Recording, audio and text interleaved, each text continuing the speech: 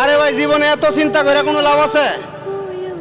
ঠকলে ঠকজি, তবে আশেপাশে থাকা কিছু কিছু আপন মানুষগুলোরে কিন্তু ঠিকই চিনতে পারছি। তাছাড়া আমার পরিবার আমার এই শিক্ষায় বড় করছে যে প্রয়োজনে নিজে ঠইকা যাইবা, তারপরও তোমার দ্বারা কোনো মানব জাতির যাতে ঠগ না হয় এতটুকু কথা সর্বদাই মাথায় রাখবা। আরে তুমি শুধু ঠক দে থাও, মানুষ তোমারে ঠকাইতে থাও, এই ঠক দে একটা সময় দেখবা ঠিকই তুমি একদিন জিতা গেছো। তবে ভরসা কোনো মানুষের উপরে নয়, সৃষ্টিকর্তার উপরে রাখো। এখন তো আমি শুধুমাত্র ওই সুদিনটার জন্য অপেক্ষায় আছি। কোন দিন আমার ওই সুদিনটা আইব, যেদিন কিনা আমি হাইরা যাই জিতা যামু ইনশাল্লাহ।